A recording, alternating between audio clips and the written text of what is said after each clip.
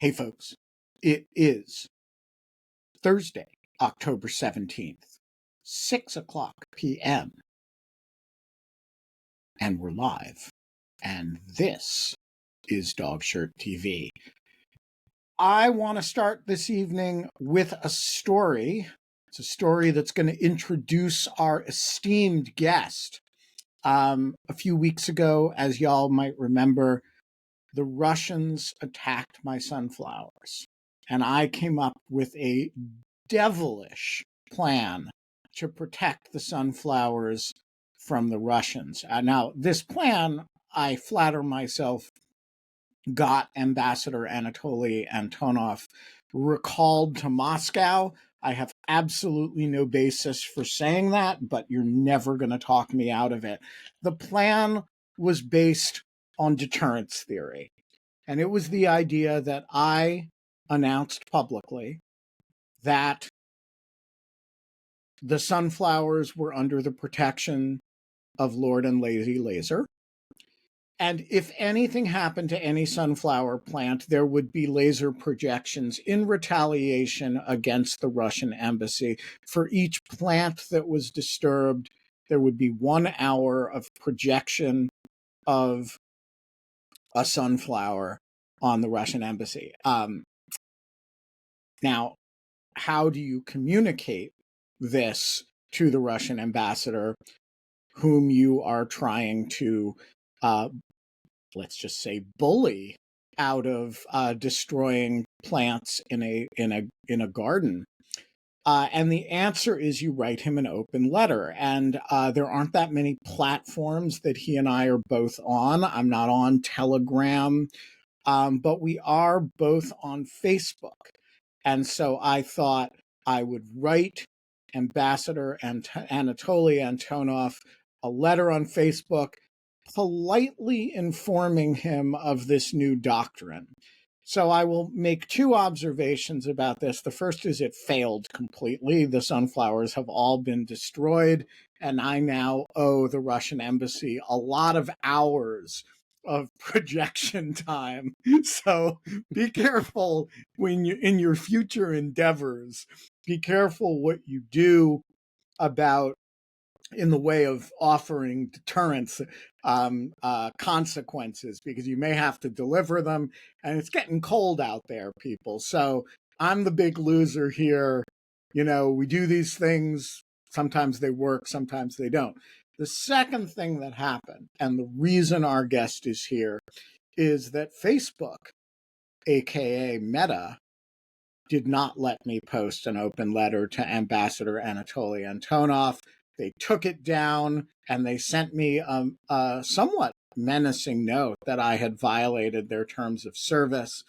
And I appealed that decision, and they said usually we process appeals in 4 days, and we'll let you know what happened. And lo and behold, it is significantly more than 4 days later, and my appeal has not been processed, and or at least I have not been notified of the outcome.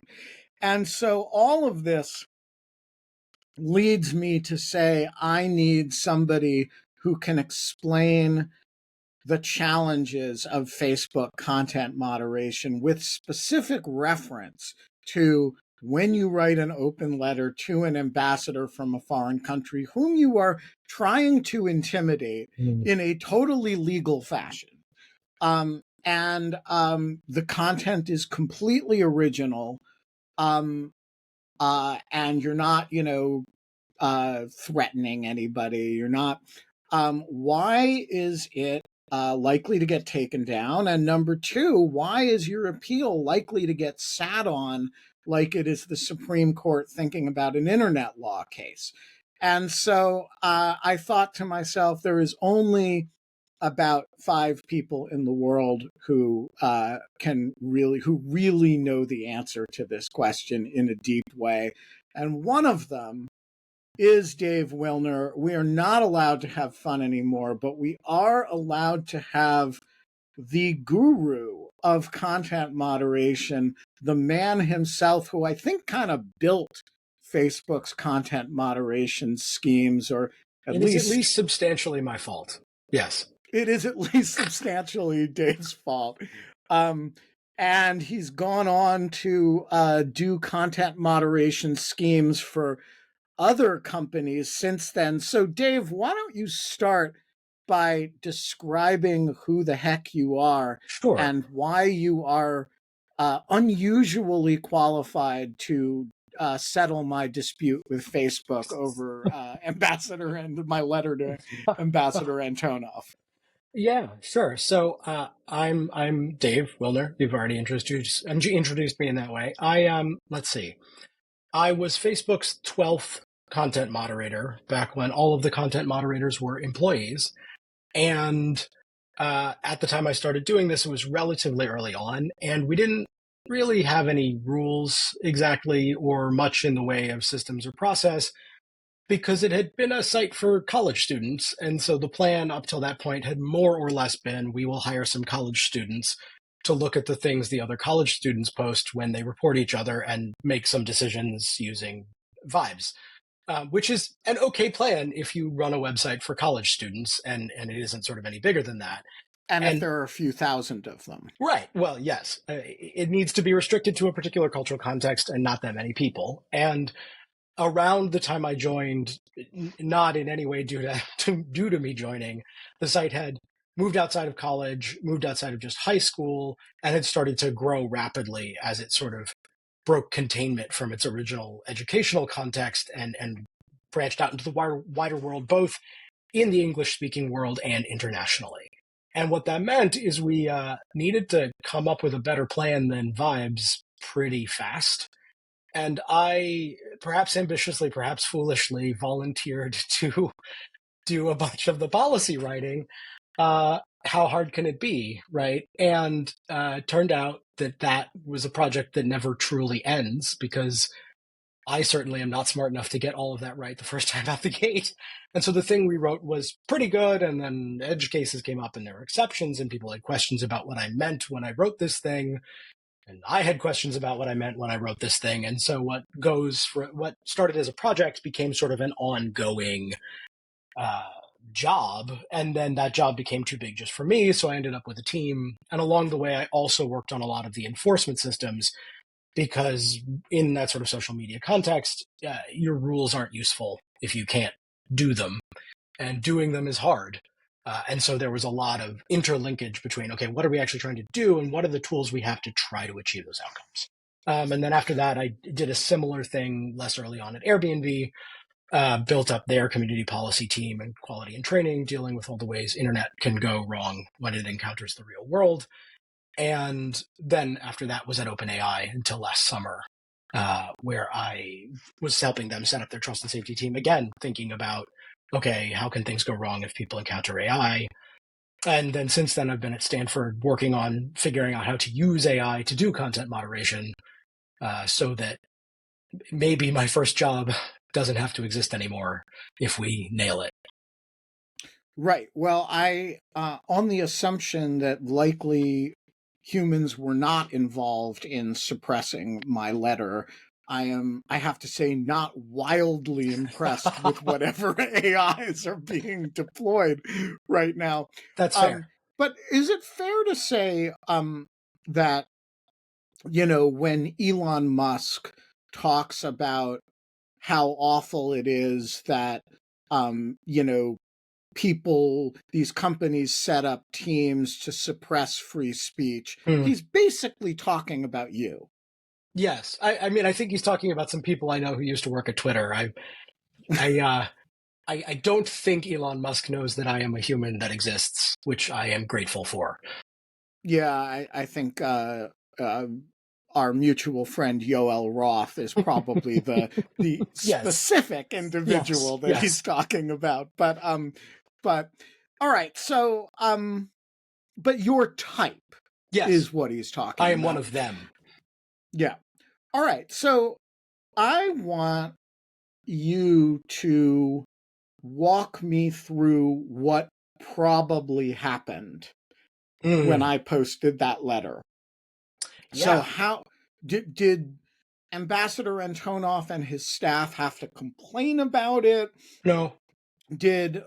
what's the catch system by which you post a letter like that and somehow it gets flagged and taken down and you get notified? Like what is the system that's probably at play here? Yeah. So there's if you think about the whole, like zooming out, give you a little index or table of contents first. There's basically three parts to this, right? There's how do they know to look at your thing? Because there's a lot of stuff and they don't look at everything. There's too many things. Uh, how do they make a decision about whether or not they think it's bad? And then how does the appeals part of that sort of work, right? On the first part, how do they know to look at the thing you posted? There's basically two ways that'll happen, maybe three. We could call it three ways. So one is there's reporting functions. People can report stuff. Those reports don't need to come from the people the content was about. Transparently, reporting systems are not a terribly useful way from the company's point of view to learn about bad things. A lot of stuff gets reported that is just like Justin Bieber, and people report it because they hate Justin Bieber. Just like wildly not interesting things from any plausible universe point of view. So there's a lot of noise in the reporting, but it's possible it got reported by somebody for who knows what reason. It's possible that the ambassador or someone important noticed it and sent some email to somebody they know at Facebook. There is that sort of through the site reporting stuff that does sometimes happen. It's certainly possible they're annoyed enough at you to have sent that email, although I'm a little skeptical that that would have led to removal because it enters to a different part of the decision. Because that would have caused a human to look at it. Yes, and it also would have caused a pretty not all the humans have the same amount of time or the same labor conditions. So the humans are not fungible here, right? That would have caused the human on a public policy team who's worried about what the Russian government right, which is the person about. with a lot of time, right, who's more likely to be in Washington, right, who's more likely to have seen articles about protests at the Russian embassy. I and think is more likely to know who you are and to not want to make bad choices that result in you posting about their bad choices. Right. So it cuts both ways because they have both incentives and they have more knowledge and more caution. But then the third way, and frankly, what I suspect is the most likely one here, is that some detection classifier, which is a machine learning model that they've trained on a bunch of things they've removed in the past, it's just doing pattern recognition for no discernible reason in any individual case, decided this thing looks kind of similar to stuff we've taken down before, put it in a queue to have somebody review it. Or if it was very highly confident, meaning its probability that this thing looked like a bunch of other stuff they'd removed was very high, they could have just automatically taken action, which is a thing they also do.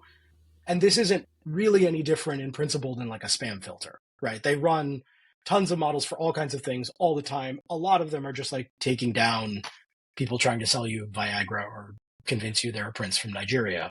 And on that kind of stuff, they are just automatically taking action because they have to do it like millions of times a day. I feel neglected now that all these royal families from Nigeria are ignoring me. Yes.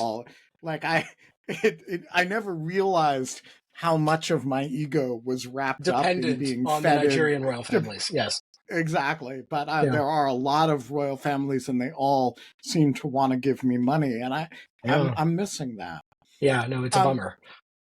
Okay, so what should I assume when I look at this letter? If we assume that it is not a complaint-driven thing, but an algorithmically driven thing, and the speed with which it happened seemed consistent with, I mean, you'd have to imagine that the social media team on the Russian embassy staff was really on the lookout for Wittes content to imagine that they... It's not totally impossible to imagine. Look, I mean, I think, honestly, if they were spending that kind of time following my social media, they'd be a little faster on the uptake when I show up with a laser. It sometimes takes them 10 or 15 minutes to get their their own spotlights up on the wall. And I think, it's not like I'm not announcing these things. So I That's actually fair. have the sense that they don't follow my social media closely, which again hurts my feelings. Because I think, like, what's the point of antagonizing people if they If they're don't not annoyed. notice? Yeah. Yeah, exactly.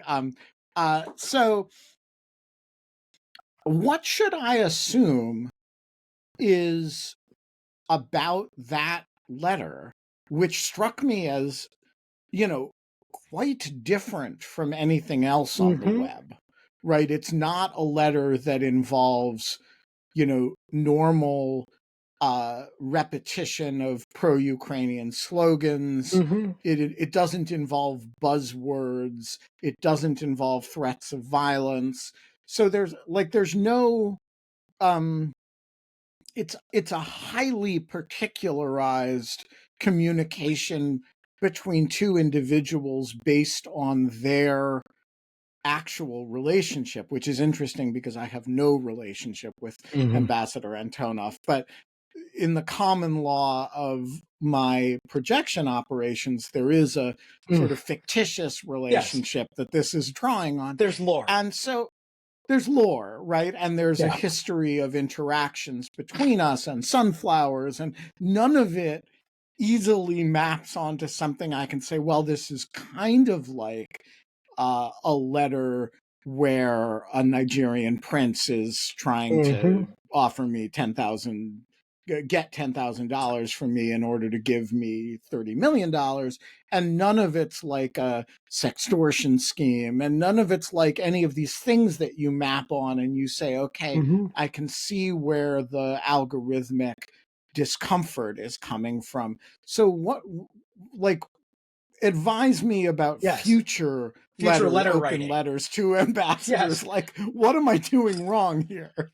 So there's a few different things that could be going on, but I would start out by just pushing on the premise a little, because the framing there is like there is something meaningfully discernible to human minds about the letter, which it is, you're assuming on some level that the machine learning is picking up on meaningful themes, and it doesn't need to be, right? It's just a correlation machine. And it's not even, these sorts of things are not even just looking at the content of your content. They're also looking at who you are and when you posted it and how long it is and how many times you use. Like it's a giant correlation machine that ultimately isn't really meaningful in any specific case. But you could, I mean, there are theories you could spin, right? But like in the specific, if it was a black box machine learning model that took the action, there kind of isn't a meaningful answer, which is partly why this stuff doesn't work super well and is very unsatisfying to interact with, because there isn't really a why. But if you want like a cluster of whys, it could be understood as kind of similar to like a bullying or harassment interaction, right? Not like any other specific relationship. Because the classic bullying and harassment interaction is to say, if you keep fucking up my sunflowers, I'm going to project on your wall. No, but it's the threat of future like action. Going on in every high school. Sure. But it's the threat of future action. It's not even about the specific, because bullying is so idiosyncratic. It's not even about the substance. It's like, this is a human talking to another human saying, if you do X, I will do Y in the future, and seems to be hostile in its intent. And like, maybe it's that. Maybe it's also that they're freaked out about Ukraine war related spam. And the fact that it talked about sunflowers a bunch caused something weird to happen. Like, often if you had the inside knowledge to go back and disentangle these things, it's often something sort of strange and not meaningful, because these are such fantastically complex systems that it's like, and it's a very common interaction when you get your content moderated, when any of us get our content moderated, to say like, oh, what is it about me? And like, I'm here. At one point, Kate Klonick called me a content moderation nihilist, and on some level, I'm here to tell you, like, nothing means anything, and it wasn't about you. Right. So I accept that, but here's what is about me. Yes. I filed an appeal very promptly. Sure. I got a polite note saying it usually takes 4 days. but it might take a little longer.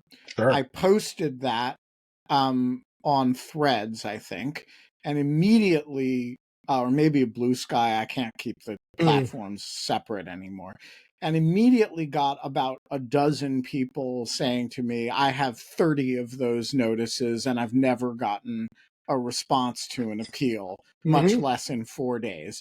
And sure enough, a month and a half later, or however long it's been, I honestly don't remember, um, I have not heard a word further. And I haven't, called anybody I know who's working at Facebook because I actually want to have the Have system the work normal the way it experience. normally works, not the experience that happens when you know people who work for the company and you can intercede in and so I have my bad news question. about giant dystopian bureaucracies, Ben.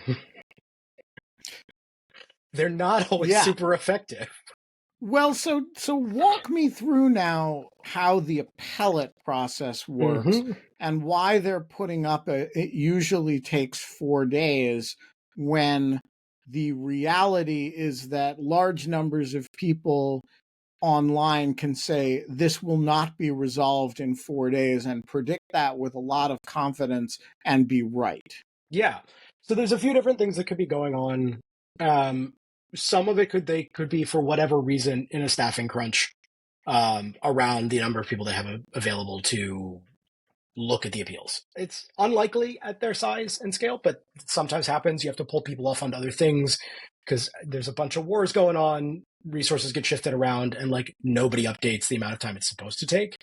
More likely, when you think about queue management, so your appeal, just like any report that, and we sort of didn't touch on this because we assumed it was automatically actioned. But if something is going to be touched by a human, whether it's to make a decision or answer your email, these are kind of the same thing.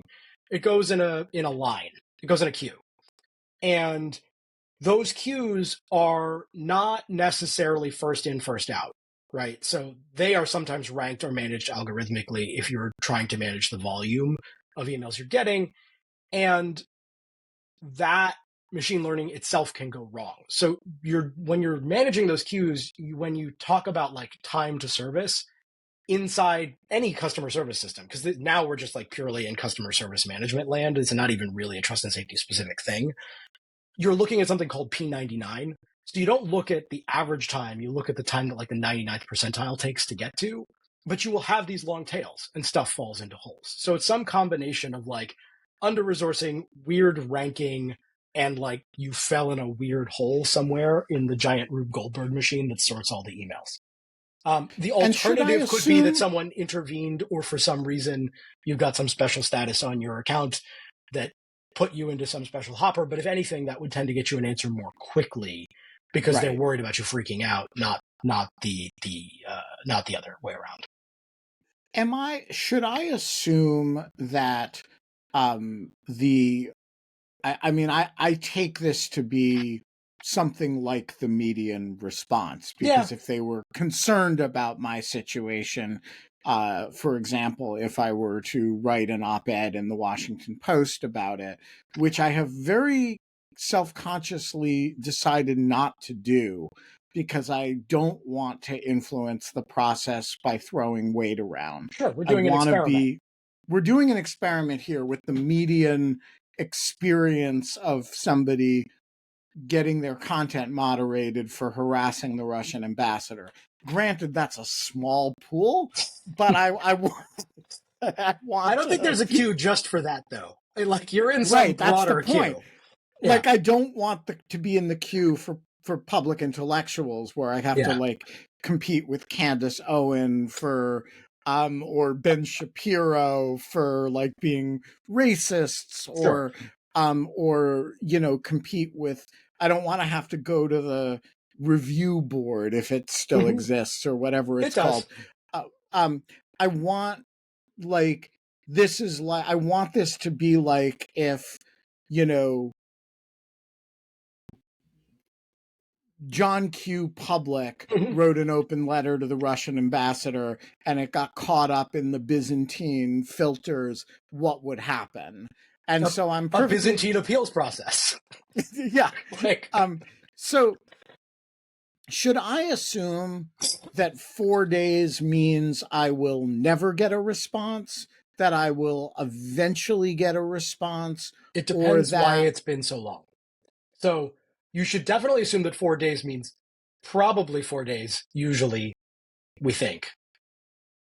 So then it depends why you haven't gotten a response yet, right? If it's for some reason under resourcing, there's a few different things that could happen, right? Like they could be chronically behind and they get to you eventually. I think now with things like the DSA, it's much less likely that they would do mass resolutions of backlogged emails, but that is a thing that companies have done in the past where if sometimes you fall too fatally behind, you just declare email bankruptcy and all the emails get deleted and you never respond to those folks. That's, I think, less done now, particularly at very large places, but is a thing that some of these companies have done historically. The other thing is like if it's gone wrong because it sort of detoured into some weird place that they don't even fully realize exists, you might be stuck there and no one will ever find your email. Right. So it sort of depends why you haven't gotten a response yet, which we can only well, speculate about.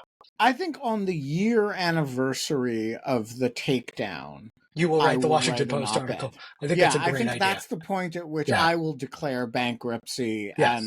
and write the op-ed and see how quickly the matter gets resolved Probably at that faster. point. So let me.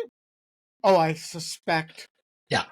I suspect the results for people who can write Washington Post op-eds is significantly faster than for the John Q. public. So I want to ask you what the review process consists of. So assume that my request for review of this bubbles up. Is it now at a call center in the Philippines? Is it in does Mark Zuckerberg personally say, "Wow, we our algorithm fucked this one up"? Who is reviewing this, or is it another algorithm? Yeah. So it is almost certainly a person at this phase in the process, or will eventually be a person. There's going to be multiple tranches of people, right? So you first have a set of folks at call centers in the Philippines or Latin America or Cork, Ireland, or Poland, or India, or any number of places because they're trying to staff this stuff 24 hours a day. Because they get a lot of appeals because they make a lot of decisions. And so a person is looking at it and they're essentially doing a re-review under the set of standards that ostensibly would have been applied to it in the first place, with a little bit more information because they have the information about this was taken down and here's what we think the reason was. And they also have my response. They got to write you something, or they let you write something. Well, they have my objection. I forget whether I actually wrote a few sentences or whether it was just I clicked I think this is fine. But they clearly have from me I think you fucked this one up. Right. Right, and so they have a little bit of adversarial pushback presentation. Yeah. They've got like a little more information. Do they have the alleged correlation that the bot has noticed, as in this looks like bullying, or do they just have a we think this violates X portions of the terms of service? So if we're right that it's classifier based detection, it's going to depend on how their tools are set up, but they certainly could be exposing here's what triggered and why. But again, like it's not necessarily terribly meaningful. Those things will sometimes be right for the wrong reasons. Those classifiers aren't going to give you something usually as specific as a particular section of the terms of service. It'll be like, this was 87%. The bullying machine says this was probably bullying. I don't know, man. Take a look. But even if it was originally decided by a human, it's fairly hard to scalably record the reasons for a person making a decision. And so even if they had sort of more human information, it won't be that specific from a like citing chapter and verse level, usually, at least in most company systems. And even if they have it, it's often it's often not terribly accurate. If you're asking humans to do the review in the first place, the more options you give people, the worse a job they do because there's like more ways to be wrong. So you tend to try to kind of narrow in the set of options people have available to minimize mistakes. All right. So, regarding going back to the initial threshold decision. Yeah. When you have, as Facebook, the bullying detection machine, Yeah. what level of confidence do you have to have that this is bullying before you say, let's take it down while we adjudicate it, versus let's route it to a human before we decide to take it down? In other words, there's got to be, for the bullying machine to say, let's put Wittes in jail here, or let's take down Wittis's content, there has to be some, is that like a There's a 60% level confidence? Is that a 90% level confidence? Like Yeah, how so mean do I have to be to Ambassador Antonov, who is, by the way, like representing a government actively engaged in war crimes? Like how, and do you have he to be still has mean? feelings, probably, No, I technically. understand, but like he strikes me as a little bit differently situated from a 15-year-old high school kid, Sure, but right? it's again, And it's not so, about him either, right? Like none of right, this but is about anyone. right, I understood. But Yeah, if you're trying to decide whose content, like I didn't make a deep fake with him having sex with, a pig, sure. right? It was actually a You discussion. should A/B test that. See how that goes. See which one gets taken down See faster. which one lasts Um, longer and how fast their appeal comes back. Right. I mean there's a I sorry, that's funny. Um I do think that there's a little bit of, you know, like context matters, right? Sure. I'm more worried as against as I am, the nastiness toward Taylor Swift. I'm more concerned about the nastiness toward a 15-year-old who Yeah. doesn't have legions of, lawyers and social media people. And similarly, I think among the downtrodden of the earth, Ambassador Antonov is, like relatively low on the list of Less my downtrodden. Yes. right. And so I I guess I'm does the algorithm think about that, or is he just the same as a 15-year-old for purposes of this initial threshold decision? So it depends how they're doing it, and it depends how you addressed it to him, right? So for them to treat content differently because it is about a particular person, they need to know it's about that particular person, and they need to know enough about that person to have thoughts about how relatively downtrodden they are. So even something as simple as like, did you tag him or did you just use his name? And if you just used Oh, his I name, tried to tag him, but it wouldn't let me tag him. oh, interesting. On repeated attempts. And I think that must be because he personally blocked me. I suspect Um, so, yes. but which I took as, again, a sign of, although Facebook, here's the complicating factor. Facebook later listed him as somebody I should friend, and so presented you might know people, you might know Ambassador, and I was like, yeah, we're acquainted in a sense. So So, strange but like I aside, the point of PYMK, of people you may know, is actually them, not you. So if folks are showing up in your PYMK, it's often indicative that they need more friends if you're well established on the site and have friends. So he might be lonely, That's interesting. is what I'm. Yeah, Is well, what I'm yeah. look, I'm again very happy to assist Ambassador Antonov in making new friends. He needs to abandon some of his old friends first. Sure. Um, And now that he's been recalled to Moscow, I'm afraid the opportunities for that may be limited. He needs, like right now, he needs to stay away from balconies. Um, so should like, but back to the serious point. Yeah. What's the confidence level that these Yes. Yeah. algorithms are using to decide, okay, in the interim, 4 days or however long it's going to be, Wittes's content is coming down? Yeah. So it's going to depend. When you're dialing these things, these things in. You're thinking about both what's called precision and recall. So precision here is the likelihood that things you said are bad are in fact bad, and recall is the percentage of all the bad things of that kind that you caught with your bad thing detector. If that makes sense. It's like, of the shots you take, what percentage of them actually hit were bullying, and then of all the bullying in the world on your site, what percentage of it did you catch? And there is, to some extent, a trade-off between those things, because the higher certainty you need in order to take action, the less of the stuff that is bullying you're going to catch, because it's percentages, right? So sometimes it is bullying when you're lower confidence. There's a couple different ways the companies will set those thresholds.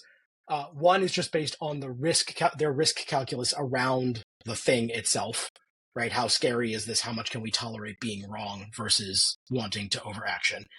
The other, and again, really depends on the specific situation, less likely at the scale of Facebook, is you will sometimes tally those thresholds to the amount of human review you can actually staff, because you don't want a backlog to build up, because then you'll have to declare bankruptcy at some point.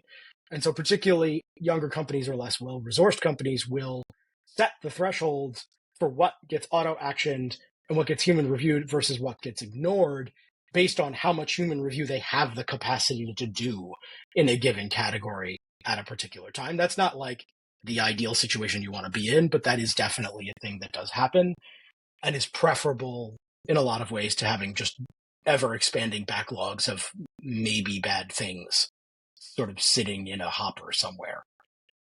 So it's going to really depend on the specific issue, how much confidence they have in the classifier, how much they're worried about sort of downside risk, particularly with bullying, given Senate testimonies that Mark has had to do. I wouldn't surprise me if they were a little bit more likely to be a little bit aggressive there. But it's gonna be a bunch of like data science curve trade-off line drawing decisions. Right. So, having read the letter, which I assume you have at some point, do you have any doubt that it does not, in fact, offend any Facebook terms of service, like that it should be allowed to be up there, or is there I some don't I can't think. or is there some question in your mind on that score? It's been 11 years since I worked there, so like I don't know, they could have added a extremely strict anti-laser provision or something, but it doesn't read that way to me. It's not a threat of physical violence. The ambassador is pretty clearly a public figure. And in general, when you're thinking about things like bullying, people who are public personalities, you have a lot more leeway to be mean to sort of famous, important people, particularly famous, important political people, because being mean to important political people is just like politics. And It's so called they're politics, right. yeah. Like we do that professionally. And so there needs to be sort of more leeway there. So yeah, generally speaking, you're not engaged in hate speech or using racial slurs. Like I can see a human reviewer getting mixed up about the lasers if they were going fast and like no, because like look, man, you don't have a lot of time. No, look, But like you've noticed, I hope, that I am very chill about this, and no, of course, I'm not suggesting that this is the edge case that defines free expression, or that I understand that I'm engaged in eccentric activity, and sure. that this is going to fuck with systems. It I feels to me like do you caught think a bad bounce, basically. Okay, so I want to turn in the 20 minutes we have left. Mm-hmm. And for those who are contemplating jumping in with a question, this is a very good time to do it.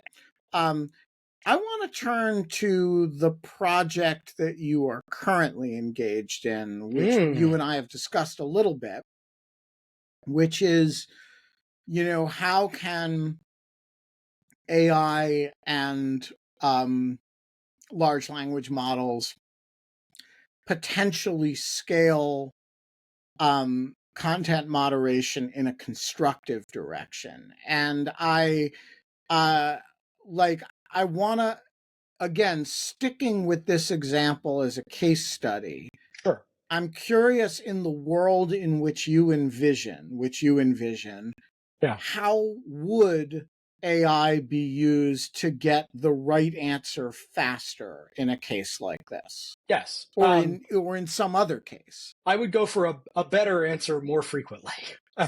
With secret to happiness is low expectations. So specifically, the thing I've been sort of pointing to and talking about and working on is trying to figure out how to use relatively small large language models to help us start to do content moderation. And the language model thing there is important because I talked earlier about how the black box models produce an outcome, and the outcome is literally just a percentage probability of is category. It doesn't have any meaning. There's no specific why. It's not related to your rules in any discernible way. It's just like, hey, you showed me 100,000 of thing. This is 98% similar to thing, right? Uh, if you start to try to use language models to do this, because they are still ultimately black box prediction machines, they they can write sentences. Now, they're doing that by predicting what the next letter to write is. So, in some, I guess, spiritual sense, it's no more meaningful, but it produces meaning shaped answers. And you can do stuff like give a language model the text of your policy and give the language model the example and say, hey, according to this policy I gave you, does this example violate why, right? And actually ask it to give you a reason that is rooted in the policy text you gave it. You could do this with any language model that's around today. You could do this with ChatGPT. You could do it with, well, Claude will probably refuse, but you can do it with a number of the language models that are available today. They do an okay job. I mean, these models have problems. They hallucinate, all of the rest of this kind of stuff that What does causes okay mean? What will it do and what won't it do?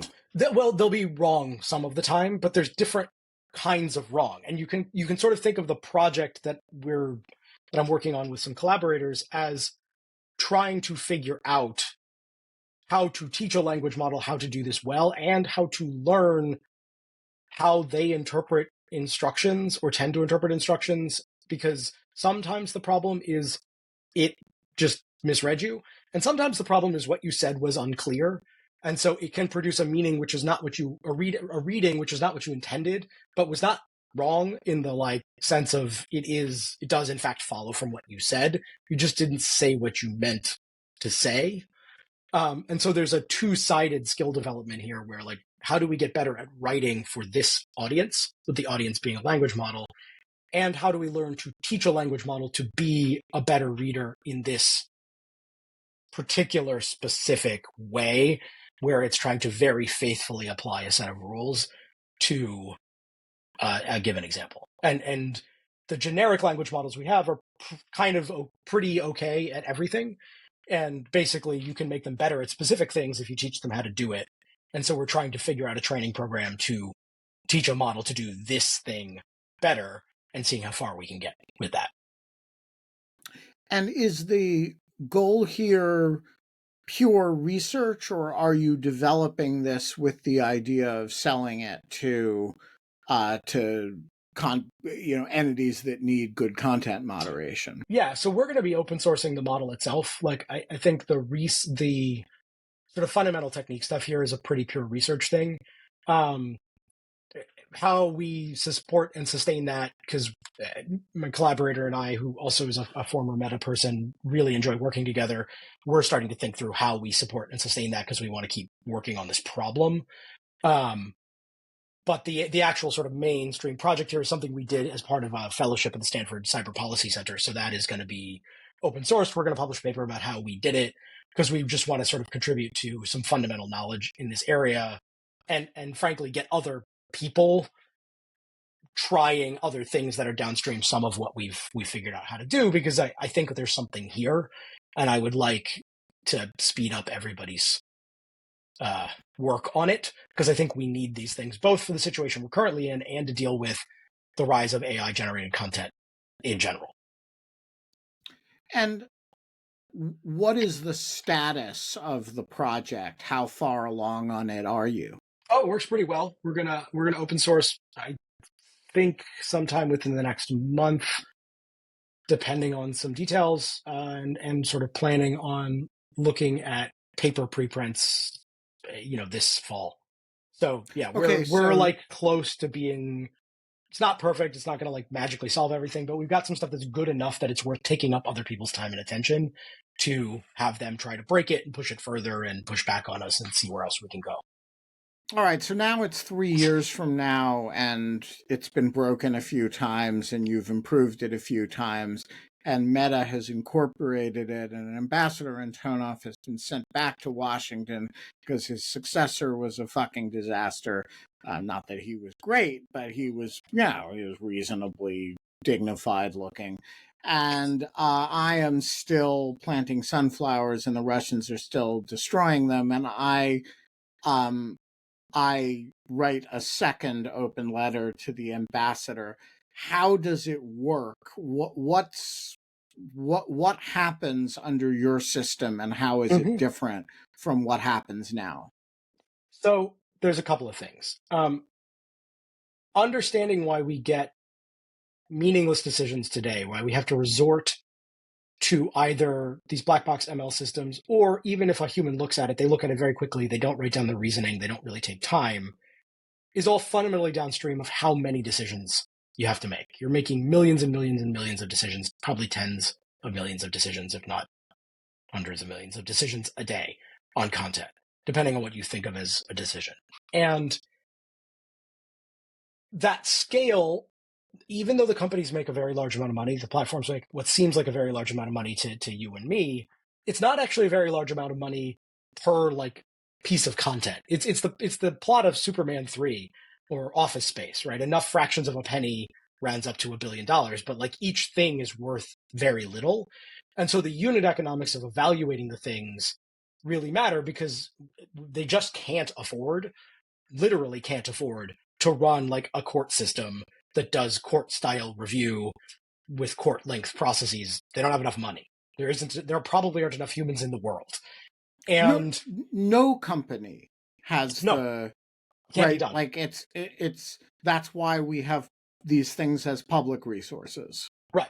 But also they don't make nearly as many decisions, right? Like the courts don't make anything close to the number of decisions that Facebook makes. Now they make more complicated, more complex decisions in a more serious setting, but the actual like unit number of adjudicated things is orders of magnitude smaller. So we can afford to do it as a society. So point being, you have this very huge number of decisions, and that with historical technology has made it hard to make those decisions well.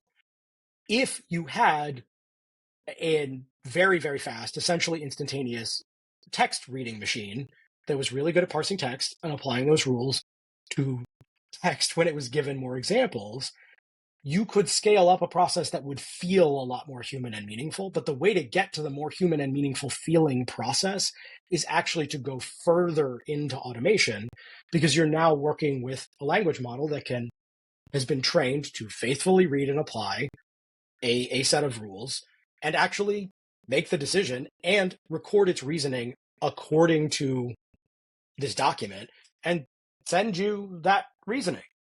Right. And so you actually not only get the decision, which is ideally under the system better, although there will still be mistakes because, 99.99% times a billion is still a lot of mistakes. But there will be mistakes, but at least those mistakes will come with, hey, we have this set of rules. Here's this section of the set of rules. It says this. This is why you did the bad thing. If you don't think that's right, type in this box, and I, the magic robot, will have a conversation with you, and we can fight about it. And then I will like print that record and send it to a human who is presumably less sad and better paid and has more time to do their job, because they're not spending all of their time sifting through contextless nonsense. to try to make a better decision. So some of the chat folks have been saying it's a bad customer service experience. That's exactly right. And a decent percentage of the problem with content moderation, in my view today, is that it's a terrible customer service experience, as much as that it makes wrong decisions. You can be wrong, but if you're wrong in an approachable, comprehensible, dialogue-based way, it's a much less alienating way to experience them being wrong than what they can manage to give you today. And so having chatbot-like dialogue machines sort of opens up being able to do that dialogue at a high enough scale to produce something that feels like a much more meaningful process, and ideally is a more meaningful and useful process. Right. So, in the administrative law context, there's this idea that you have to exhaust your administrative remedies before you can go to court. It seems to me like what you're saying is you kind of have to exhaust your chatbot remedies before you can go to humans. Yes, and I'm also And that there saying, would be a kind of record of your interactions with the chatbot so that the human is not reviewing it de novo. They're not saying, hey, you posted X, or are you a bad person who violated the terms of service? But what the human is reviewing is you posted X, the AI removed it because of Y, you had the following exchange, and they're reviewing the entire process. yes, I mean, I think that's a place where it goes. There's also places where, like, the interface the human is doing the review in itself has more AI assistance to help guide folks to pay attention to the right parts of this. Like, I don't sort of fully know where it goes. My broader point is having machines that can do these sort of dialogue language manipulation tasks in language in a way that is comprehensible to us changes how you can design all of these systems pretty profoundly in ways that I think are mostly going to be improvements. But that's not like a high bar, because it's not like the status quo is amazing and everybody loves it. The other sort of, I'd say, kernel of, or sort of central observation here is that, particularly for the mass decision making process where you are a person in a queue making thousands or tens of thousands of decisions a day, that's not a kind of work that people like doing. There's been a bunch of dialogue about how it's traumatizing for folks, which is true.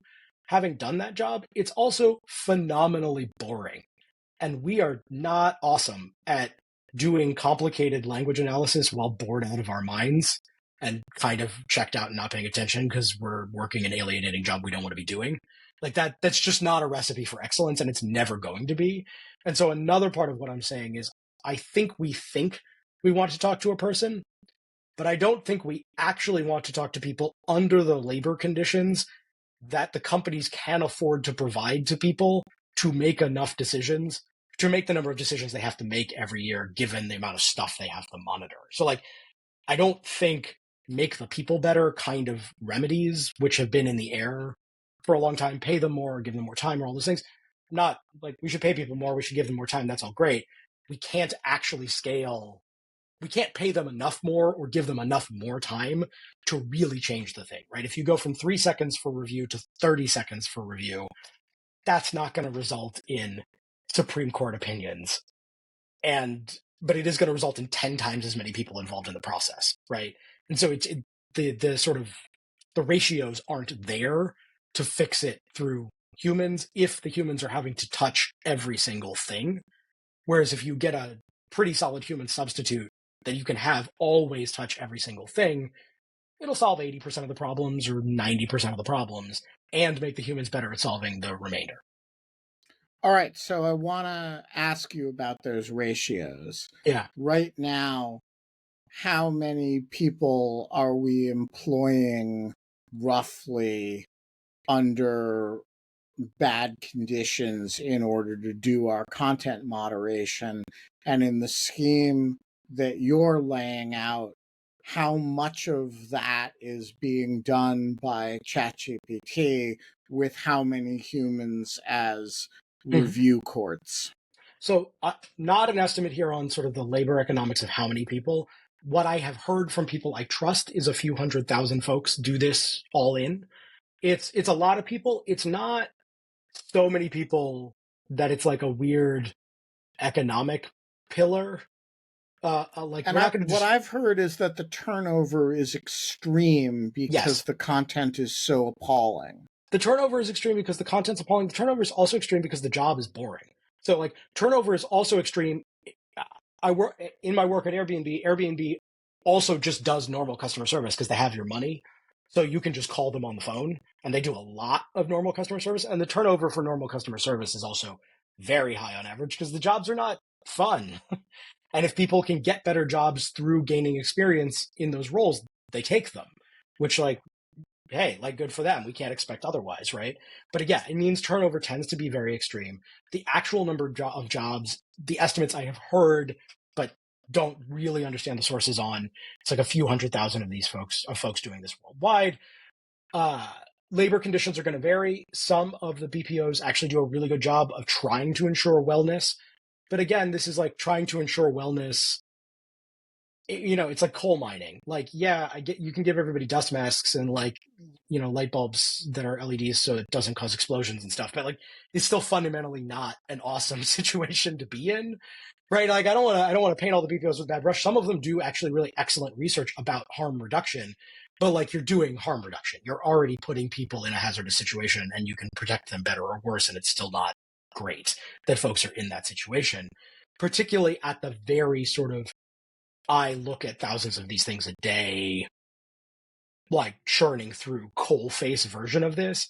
My hope is that that level of job, as it is currently constituted, fully stops existing and is replaced by jobs that are instead about auditing and overseeing decisions being made by these kinds of systems and monitoring them carefully to get to both better quality and like less exhausting awfulness for the humans involved. In the same way that like people still work in car factories, but they don't do the same things that they used to do. Right.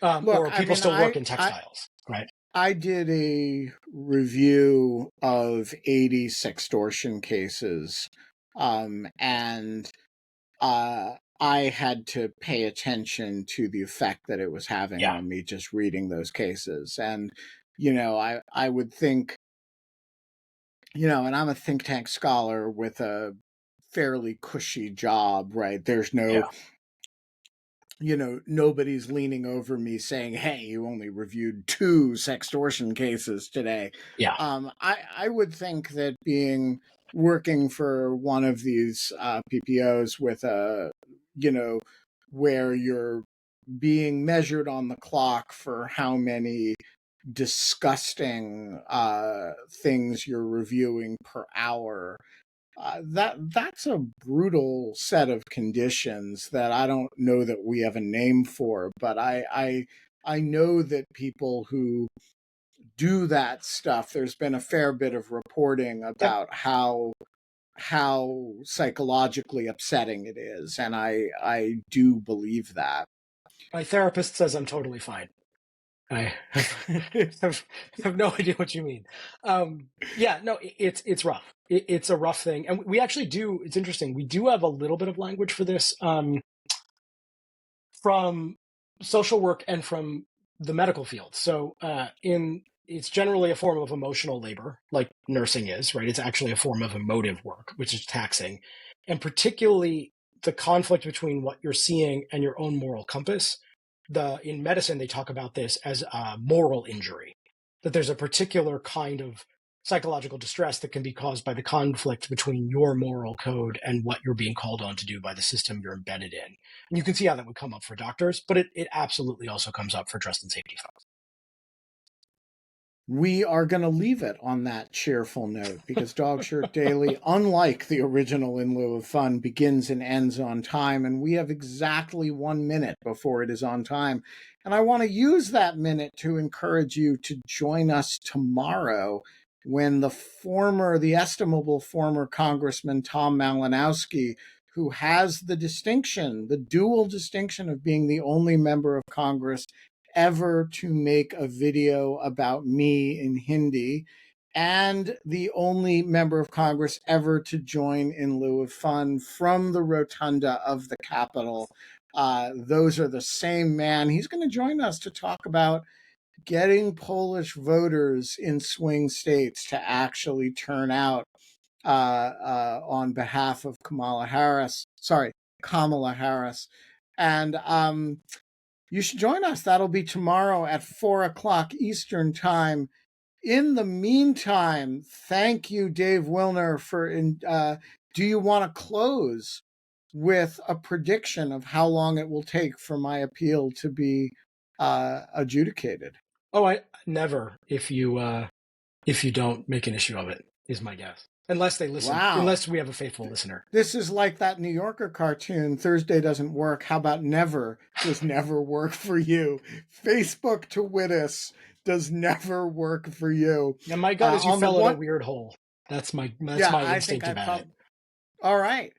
On that highly predictive note, I would invite Ambassador Antonov to join us on Dog Shirt TV. We have a lot to talk about now that you're back in Moscow.